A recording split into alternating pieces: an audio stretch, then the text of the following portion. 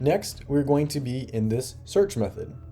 And in our search method, we're going to search for cars that correspond the given factory name. There may be more than one car, so we need a helper method. Our helper method here was actually given to us. We want to search through our whole list, but well, we have our list right here. The material name lookup given our factory name. We can use this factory name and look it up inside of our material name lookup. But we do have to import this list right here. So we'll hover over it, and it says list cannot be resolved to a type. That's because we don't have our list coded.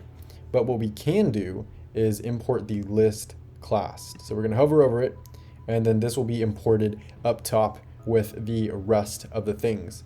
We do have this underlined here, and that's because we don't have a return statement, but we will in a second. We're going to return the specific car. Now we need to actually call this method inside of here.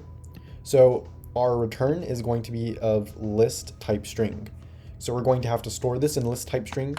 We're going to make a list type string. We're going to set this equal to, we'll call it cars.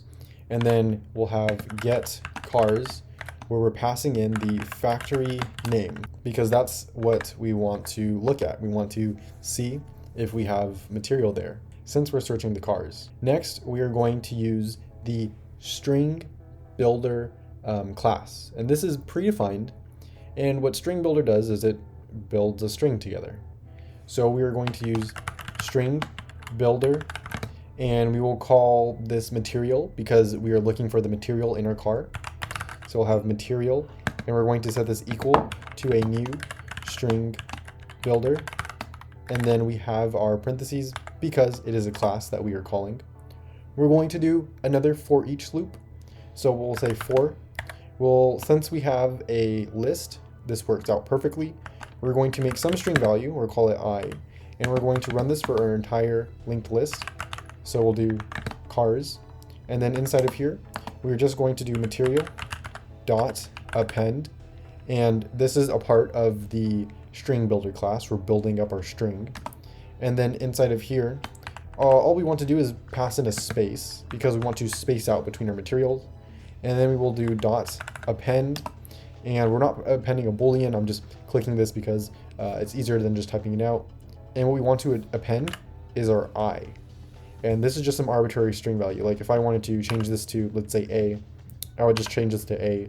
This is just running through our entire list. And that's a for each loop.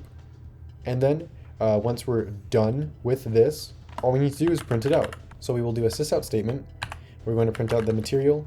And then all we need to do is just append our string builded up, which is material. And that is it for this method. We can now look at using the getCars to have our material name lookup given the factory name. Now we're in our helper method, which is also a public method because we can use this to look up the material name given our factory name. So we're passing in the string factory name. We need to make a new instance of our car through a list. We need to make a new list through the array list. So we can combine lists here. We're going to say list. We have type string. We're going to return this. This is why we have this in the return as the return statement. We're going to store this in car, and we're setting this equal to a new array list. And then we're going to have these. These are type parameters. We don't need to specify here. We will then have parentheses, and then we will end this line. Now we need to hover over our array list and also import this as well, because this is a class predefined. And then we're going to also need to look at our list. We're going to kind of manipulate it with this and add it to our car here. So to manipulate our list, remember we can't call the front value and then iterate through it, otherwise we lose our heads. So we will have car, and we'll just call it current, and we're going to set this equal to front. So we're basically making a new instance of car, storing it within current and setting this equal to front. And then inside of here, our if statement, we'll have current is equal to null. Remember, we always want to check if our head, the front value, is empty. we'll just do a sysout where we print the train is empty.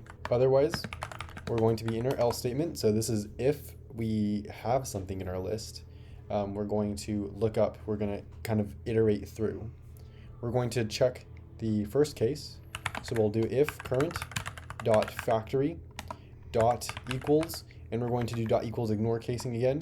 We're passing in the factory name, and then after this, we're just going to add this to our car. So we're going to do car dot add, and then we're going to pass in the current dot material, because we want to pass in the material, right? We want to look at the material.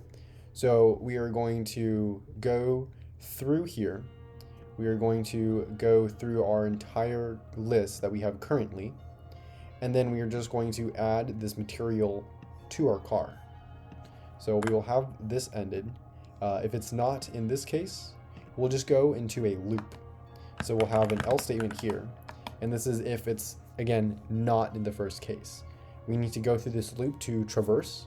The only time we will break out of here is when we have no more values inside of here. When we have no more values inside of here, we have nothing else to look up.